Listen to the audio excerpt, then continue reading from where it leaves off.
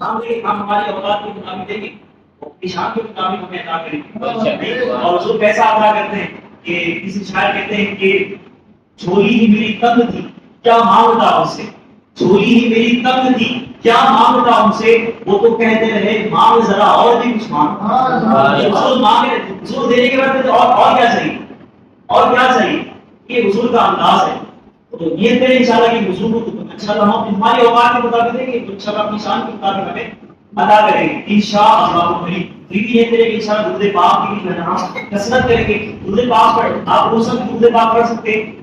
ایک درود پاک ہے مختصر درود پاک ہے اور مگر کمپلیٹ درود پاک ہے. صلی اللہ علی محمد کیا ہے صلی اللہ علی محمد. تو یہ اگر آپ پڑھیں گے جلدی آپ کو ہو جائے گا. یا آپ چاہیں تو صلی اللہ علیہ وسلم بھی پڑھ سکتے ہیں، آپ چاہیں تو صلاۃ والسلام علیہ رسول اللہ بھی پڑھ سکتے ہیں. جو بھی آپ درود پاک یاد ہے آپ پڑھ سکتے ہیں. میں نے آپ کو اس لیے بتایا کہ 1500 بار پڑھنا ہے. تو یہ اگر آپ پڑھیں گے جلدی جو ہے نا آپ کا ہو جائے گا. اچھا اس کا ایک بہترین طریقہ یہ بھی ہے کہ آپ اپنے ساتھ اگر آپ چاہتے ہیں کہ زیادہ درود پاک پڑھنے میں آپ کامیاب ہوں تو اپنے ساتھ یہ میری کاؤنٹر ہے انشاءاللہ آپ کو اسٹیشنری وغیرہ بھی مل جائے گا.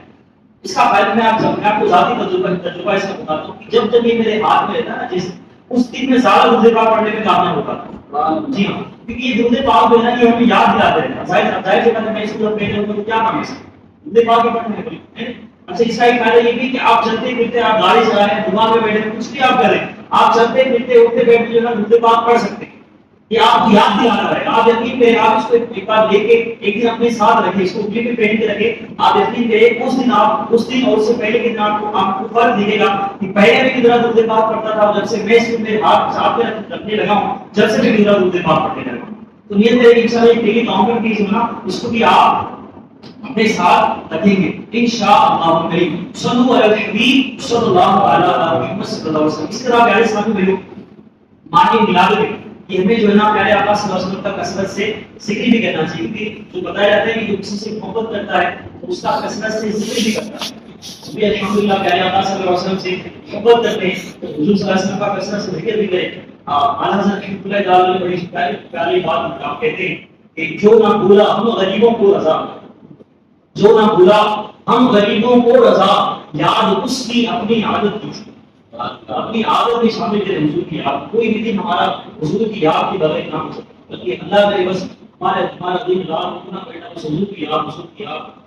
کاش جب ہم سمجھ تو ہے نا شعر کہ میں سو جاؤں یا مصطفیٰ کہتے ہیں جب اٹھے تو بولے آپ سلے اللہ کہتے ہیں. اللہ سیکھ رہے ہیں یہ کریں گے انشاءاللہ پیارے آقا صلی اللہ علیہ وسلم کا آپ کثرت سے ذکر بھی کریں گے. اور یوں تو سارا سال ہمیں آقا صلی اللہ علیہ وسلم کا ذکر خیر کرنا ہے اور اپنی بول چال اور کردار کے ذریعے آقا صلی اللہ علیہ وسلم سے محبت کا اظہار بھی کرنا ہے. لیکن بالخصوص یہ سلسلہ ہمیں کھانے کی میلاد میں ضرور آپ کیجیے گا. ہو سکے تو اپنے گھر میں جو ہے نا محفل میلاد نہیں کر پائیے گا اللہ نے چاہا اس کی بھی آپ کو بڑی برکتیں ملے گی. صلو علی الحبیب صلی اللہ علیہ وسلم. اچھا یہ رشتے ولادت منانے کا ثواب بھی سن لیں.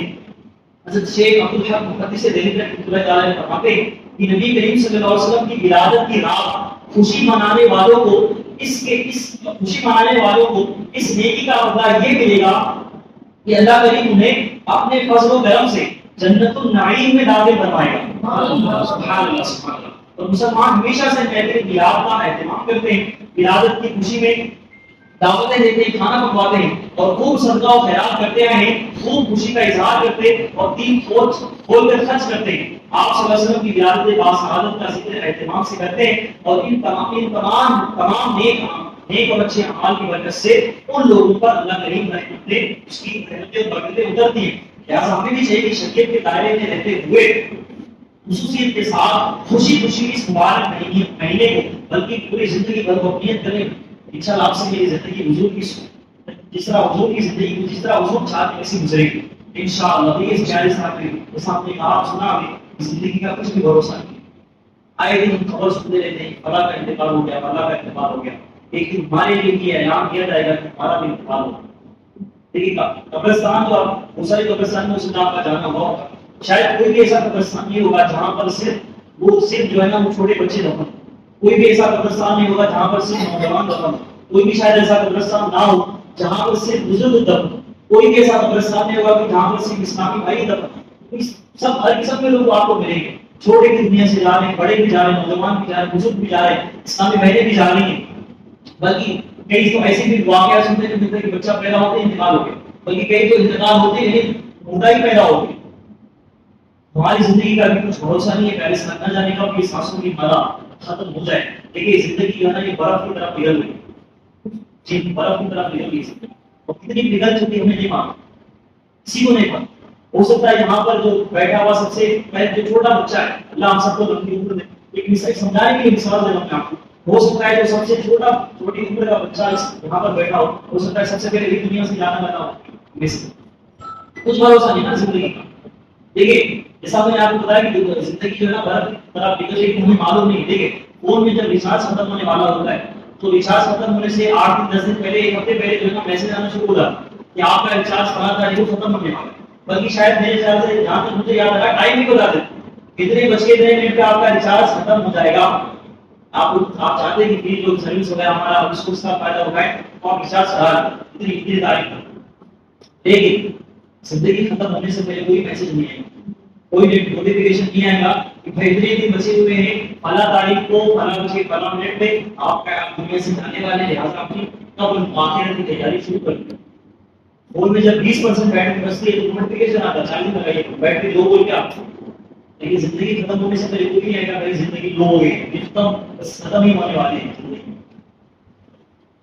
زندگی کا کچھ بھروسہ نہیں ہے، پیسے آئیں گے وہ زندگی بچ گئی، اس کو اللہ اس کے رسول کو راضی رہنے میں گزارے دے. زندگی تو سب کی گزر رہی ہے اور گزر ہی جائے گی، لیکن اصل زندگی جو ہماری ہے نا وہ بڑھنے کی بات سنو. ہم دنیا کے لیے تو بہت ساری تیاری کر رہے ہیں، لیکن یہ جو ہمارا اصل جو ہمارا فیوچر لوگ ہوتے ہیں فیوچر کی تیاری کرتے ہیں. فیوچر کس کو بولتے ہیں؟ جہاں پر زیادہ رہنا، جہاں پر زیادہ رہنا. جیسے مثال کے طور پر آپ وہاں پر آئے استعمال 1-2 گھنٹے کے لیے آپ استعمال میں اپنے ساتھ آپ کوئی بھی آپ میں سے بیگ وغیرہ کچھ لے کے نہیں ہے، کیوں؟ آپ کو معلوم ہے صرف 2 گھنٹے کے لیے آیا ہوں، پھر اس کے بعد گھر پہ جا کے آرام سے کچھ نہیں آیا. اچھا اگر آپ اسے کوئی یاد دے دو تو سوچا تھا بھائی کیا ہوا آج رات میں اٹھنے والے ہیں تو بیگ وغیرہ کے بستر وغیرہ کے ساتھ کیا پلان ہے اس طرح ہوتا تھا.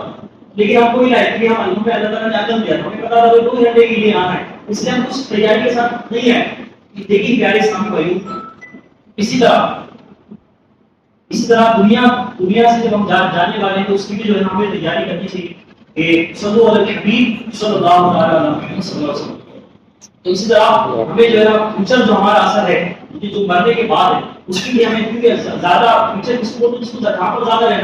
ہر مسلمان کا یہ عقیدہ ہے کہ اس کو زیادہ کہاں رہنا ہے.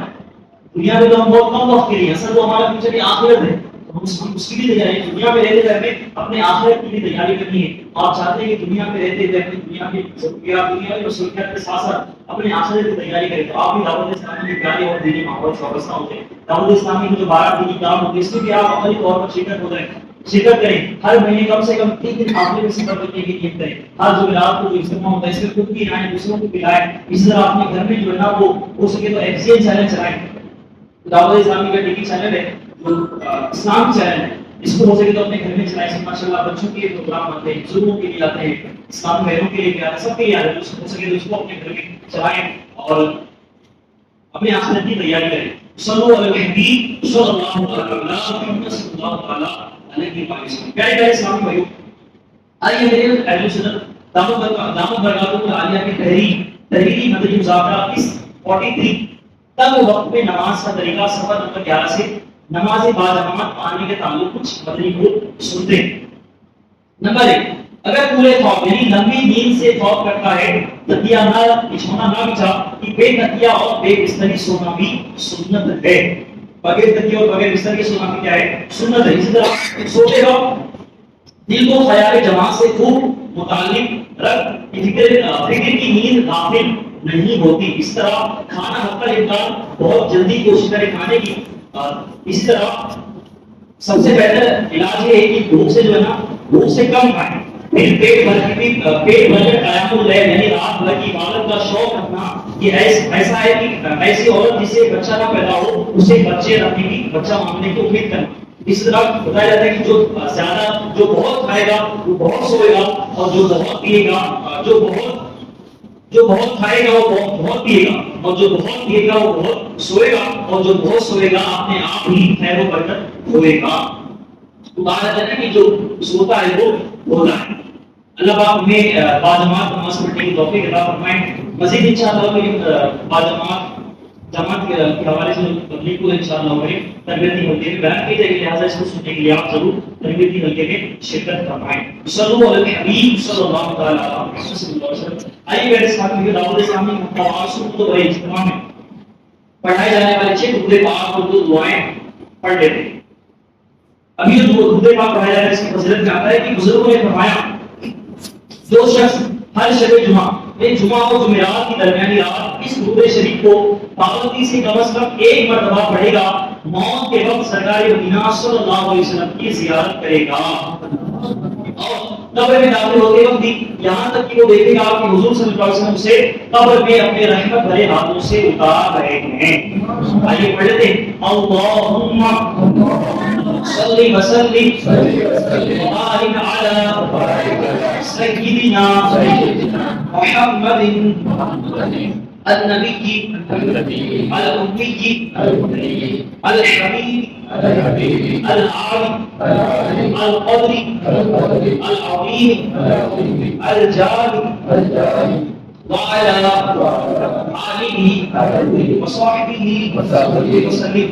حضرت انس رضی اللہ عنہ سے روایت ہے آثار نبی صلی اللہ علیہ وسلم نے فرمایا کہ جو شخص یہ درود پاک پڑھے اگر کھڑا تھا تو بیٹھنے سے پہلے اور بیٹھا تھا تو کھڑے ہونے سے پہلے اس کے گناہ معاف کر دیے جاتے ہیں.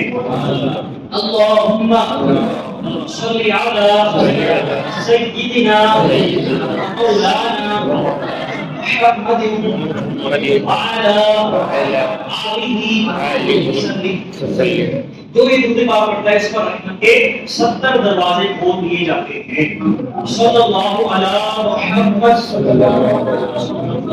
اس درود شریف کو ایک بار پڑھنے سے 6 لاکھ درود شریف پڑھنے کا ثواب حاصل ہوتا ہے. اللہم صلی علی سیدنا محمد عدد ما فی علم اللہ صلاة دائمة بدوام ملک اللہ. ایک دن ایک شخص آیا تو حضور صلی اللہ علیہ وسلم نے اسے اپنے اور صدیق اکبر رضی اللہ تعالیٰ عنہ کے درمیان بٹھا لیا. اس سے صحابہ کرام رضی اللہ تعالیٰ عنہ کو تعجب ہوا کہ یہ کون ذی مرتبے والا ہے. جب وہ چلا گیا تو سرکار مدینہ صلی اللہ علیہ وسلم نے ارشاد فرمایا کہ جب مجھ پر جب مجھ پر درود پاک پڑھتا ہے تو یوں پڑھتا ہے اللہم صلی علی محمد کما تحب وترضى. شاہ امام صلی اللہ علیہ وسلم کا فرمان معظم ہے جو شخص یوں درود پاک پڑھے اس کے لیے میری شفاعت واجب ہو جاتی ہے.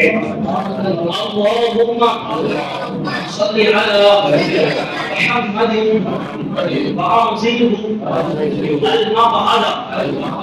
المقعد المقرر عندک یوم القیامہ. حضرت ابن عباس رضی اللہ عنہ سے بیان ہے سرکار مدینہ صلی اللہ علیہ وسلم نے فرمایا اس کو پڑھنے والے کے لیے 70 فرشتے 1000 دن تک نیکیاں لکھتے رہتے ہیں. جزا اللہ عنا محمدا ما هو عبد. فرمان مصطفیٰ صلی اللہ علیہ وسلم نے جس نے اس دعا کو 3 مرتبہ پڑھا گویا اس نے شب قدر حاصل کر لی. لا الہ الا اللہ الحلیم الکریم سبحان اللہ فی السماوات السبع ورب العرش العظیم. لا الہ الا اللہ الحلیم الکریم سبحان اللہ رب السماوات السبع ورب العرش العظیم. لا الہ الا اللہ الحلیم الکریم سبحان اللہ رب السماوات السبع ورب العرش العظیم.